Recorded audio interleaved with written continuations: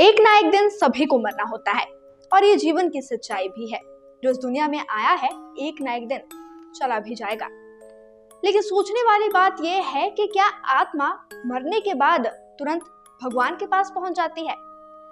क्या तुरंत उसकी पेशी यमराज के पास लग जाती है, जैसे कि हम फिल्मों में अक्सर देखते भी आए हैं? लेकिन आपकी जानकारी के लिए मैं आपको बता दूं कि ऐसा बिल्कुल भी नहीं है। सनातन धर्म कुछ और ही कहता है।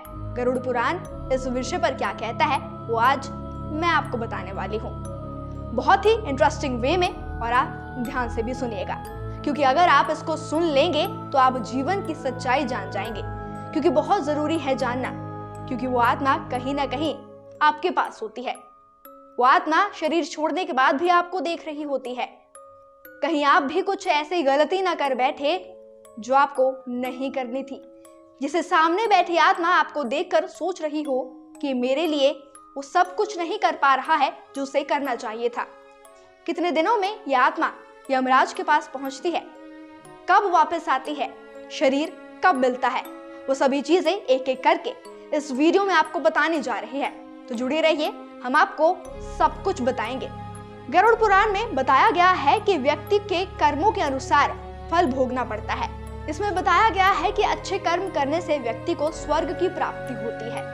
वहीं अगर हम बुरे कर्म करते हैं तो बुरे कर्म करने वाले व्यक्ति को नरक की यातनाएं झेलनी पड़ती है। आपको बता दें कि हिंदू धर्म में गरुड़ पुराण को महापुराण बताया गया है।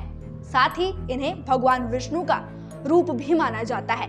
ऐसा इसलिए क्योंकि इसमें भगवान विष्णु और उनके प्रिय वाहन गरुड़ देव के मध्य हुई वार्ता का विस्तृत लेखा जोखा मौजूद है। गरुड़ पुराण में स्वर्ग एवं नरक लोक का विस्तृत विवरण दिया गया है। साथ ही ये भी बताया गया है कि मृत्यु के बाद आत्मा किन किन अवस्थाओं में रहती है। संक्षेप में बताएं तो मृत्यु के बाद होने वाले सभी क्रियाओं को गरुड़ पुराण में विस्तार से बताया गया है। इसमें बताया गया है कि देह त्यागने के बाद आत्मा शरीर को बदलती है। लेकिन प्रश्न ये भी उठता है कि कैसे और कितने समय में। इन सभी प्रश्नों के उत्तर जानने के लिए इस विषय से जुड़ी कुछ महत्वपूर्ण बातों को जानना भी बहुत जरूरी हो जाता है। जब एक आत्मा शरीर त्यागती है तब सबसे पहले वो यमलोक जाती है। वहां यमदूत 24 घंटे के लिए आत्मा को रखते हैं और व्यक्ति के कर्मों को दिखाया भी जाता है। 24 घंटे पूर्ण होने के बाद आत्मा को पुनः अपने परिजनों के पास 13 दिनों के लिए भेज दिया जाता है। और ये सब आपने सुना भी होगा। और जहां उनका संपूर्ण जीवन बीता था वहीं पर उन्हें वापस भेजा भी जाता है। 13 दिन बाद आत्मा अंतिम बार यमलोक की तरफ प्रस्थान भी करती है। गरुड़ पुराण में बताया गया है कि 13 दिन बाद यमलोक के मार्ग से आत्मा को 3 मार्ग स्वर्गलोक, नरकलोक और पितृलोक मिलते हैं। कर्मों के आधार पर व्यक्ति की आत्मा को इन तीनों में से किसी एक लोक में स्थान मिलता है। अपने जीवन काल में यदि व्यक्ति धर्म और अध्यात्म के मार्ग पर चलता है तो उसे देवलोक की प्राप्ति होती है।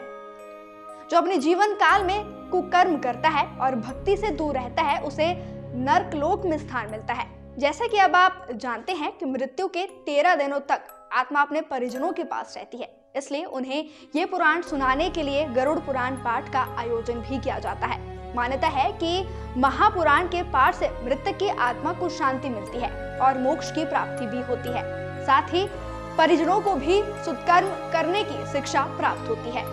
कहा जाता है कि शरीर नश्वर है लेकिन आत्मा अमर रहती है। मृत्यु के बाद आत्मा शरीर त्याग देती है। यमदूत उसके गले में पाश बांधकर उसे यमलोक भी ले जाता है। गरुड़ पुराण के अनुसार 24 घंटे बाद आत्मा दोबारा अपने परिवार के बीच आती है। 13 दिन तक उनके फिर साथ भी रहती है। इसके पीछे की वजह उनका अपने परिवार के प्रति प्यार और मोह होता है और आत्मा परिवार के बीच भटकती रहती है। पिंडदान के समय दिया गया भोजन आत्मा को 1 साल तक शक्ति देता रहता है। 10वें दिन पिंडदान जरूरी भी माना जाता है क्योंकि इससे आत्मा को यमलोक तक यात्रा करने में शक्ति भी मिलती है। कहते हैं कि 10वें या 13वें दिन आत्मा दूसरा शरीर धारण भी करती है। जो लोग मृत्यु के बाद मृतक का पिंडदान नहीं करते हैं उनकी आत्मा को बेहद कष्ट झेलते हुए यमलोक भी जाना पड़ता है। तो ये एक पूरी यात्रा है धरती से लेकर और धरती के पार तक। कहा जाता है कि अंत ही आरंभ है और इसके बाद एक और नए जीवन की शुरुआत भी होती है।